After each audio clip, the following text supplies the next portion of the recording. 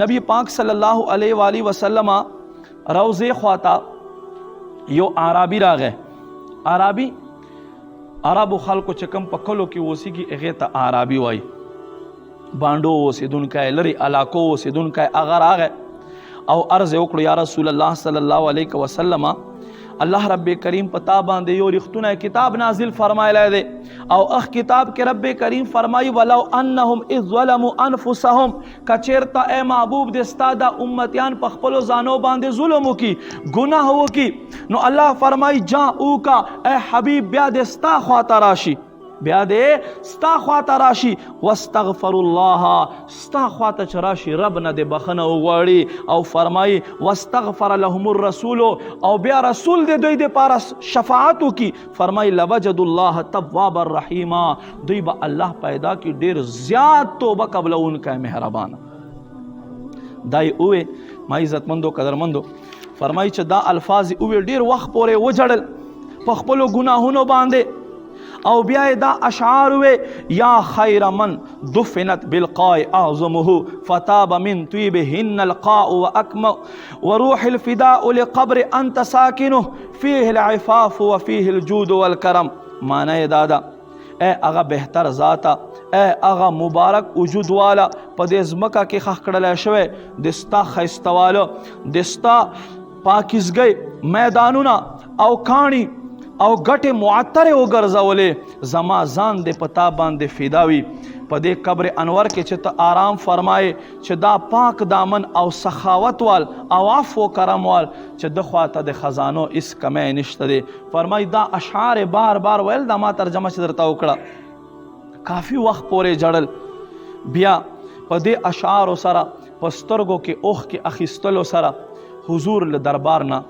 روان شولو. فرمایي چې روان شولو دا حضرت محمد بن حرب هلالی رحمت الله علیه فرمایي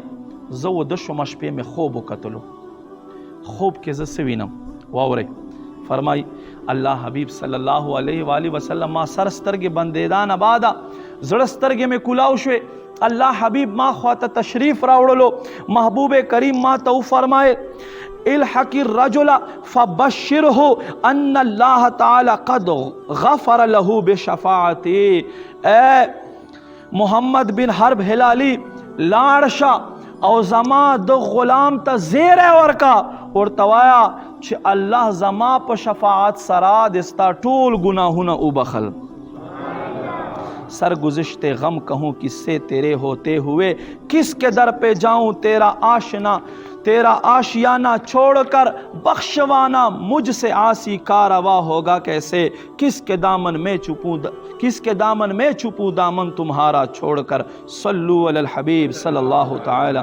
अला मुहम्मद सल्लल्लाहु अलैहि वसल्लम. सुभान अल्लाह. ए आशिकान रसूल तासु उगोरे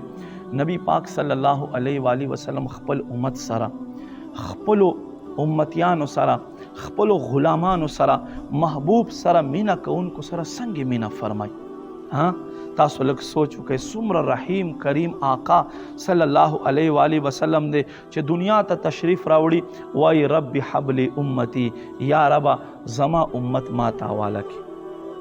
زما امت وبخه چې معراج شریف تزي وای رب اغفر لی امتی اے زما ربا زما امت ته بخنه وکې او بیا ما عزتمندو چې کله قبر انور ته کوزیږي نو حضرت عمر فاروق رضی الله تعالی عنہ فرمای شونډو مبارک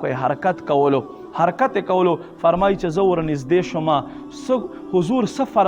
فرمای رب اغفر لی امتی یا اللہ ما امت بخے یا اللہ ما امت بخے جن کا نہ بہاؤ کوئی دنیا میں پوچھتا ہے سینے سے ان کو آقا اپنے لگا رہے ہیں امت کے حال سے ہے آگاہ ہر گھڑی آپ خوابوں میں بھی آ رہے ہیں بگڑی بنا رہے ہیں. امام اہل سنت فرمائی دنیا مزار حشر جہاں ہے غفور ہے ہر منزل اپنی چاند کی منزل غفر کی ہے. ما عزت مندو قدر مندو فرمائی حضرت ډیره ښایسته تشبیه بیان کړې ده خو تشبیه داسې بیان کړې چې کمال درجه حد پې کړی دی. هغه څنګه فرمائی غفر عرب خلق سپوږمۍ خپل برجونه دي اسمان کې سپوږمۍ خپل برجونو ته داخليږي نو په دې کې یو ساعت چې دی یو برج چې دی په دې یو سات کې سپوږمۍ ته غفر ویلی کېږي. څه ویلی کېږي؟ غفر. اخسات ته مبارک سات په عربو خلکو ویلو. غفر مبارک سات په ورته ویلو. فرمایي سپوږمۍ خو داسې یوه سپوږمۍ دی چې په دې باندې یو وخت راځي چې په هغه وخت دې ته غفر ویلی کېږي، خو ما محبوب الله داسې ګرځولی دی، داسې کمال یې ورکړی، داسې شان یې ورکړی. فرمایي د هر یو سات چې دی هغه غفر دی الله مبارک ګرځولی دی.